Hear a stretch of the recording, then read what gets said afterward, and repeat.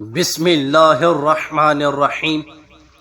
میرے محترم بھائیوں اور دوستوں، زبیدہ خاتون ایک نیک ملکہ تھی۔ اس نے نہر زبیدہ بنوا کر مخلوق خدا کو بہت زیادہ فائدہ پہنچایا۔ اپنی وفات کے بعد وہ کسی کو خواب میں نظر آئی۔ اس نے پوچھا کہ زبیدہ خاتون، آپ کے ساتھ کیا معاملہ پیش آیا؟ زبیدہ خاتون نے جواب دیا کہ اللہ تعالیٰ نے بخشش فرما دی۔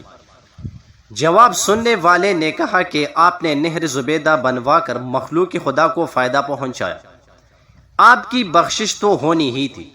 زبیدہ خاتون نے کہا نہیں، جب نہر زبیدہ والا عمل پیش ہوا تو اللہ تعالیٰ نے فرمایا کہ کام تو تم نے خزانے کے پیسوں سے کروایا، اگر خزانہ نہ ہوتا تو نہر بھی نہ بنتی۔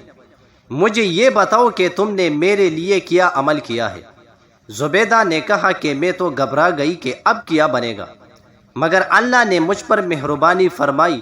مجھے کہا گیا کہ تمہارا ایک عمل ہمیں بہت پسند آ گیا۔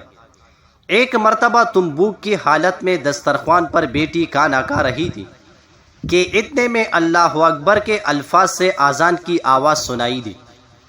تمہارے ہاتھ میں لقمہ تھا اور سر سے دوپٹہ سرکا ہوا تھا۔ تم نے لقمہ کو واپس رکھا، پہلے دوپٹے کو ٹھیک کیا، پھر لقمہ کھایا۔ تم نے لقمہ کھانے میں تاخیر میرے نام کے ادب کی وجہ سے کی، چلو ہم نے تمہاری مغفرت فرما دی۔ حضرت مولانا احمد علی لاہوری رحمہ اللہ فرمایا کرتے تھے کہ انسان جب اذان کی آواز سنے تو ادب کی وجہ سے خاموش ہو جائے، اذان کا جواب دے اور آخر میں مسنون دعا پڑھے۔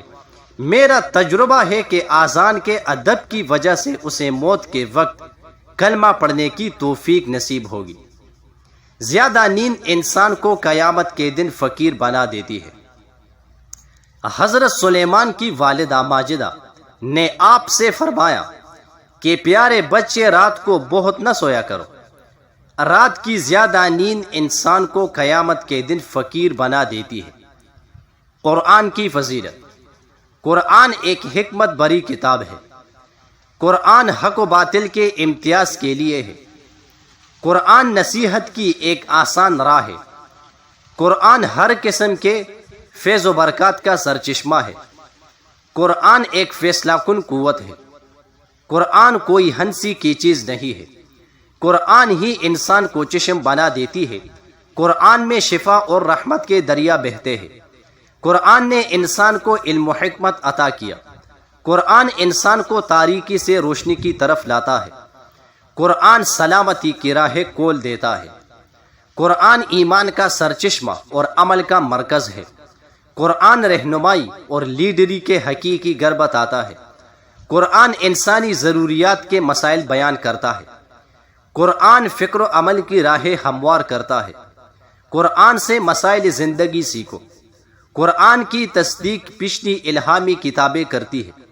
قرآن پچھلی الہامی کتابوں کا جامع اور محافظ ہے۔ قرآن اللہ تعالیٰ کا کلام ہے۔ قرآن فہمی کامیابی کی ضامن ہے، وقت کی اہم ضرورت ہے۔ جزاک اللہ۔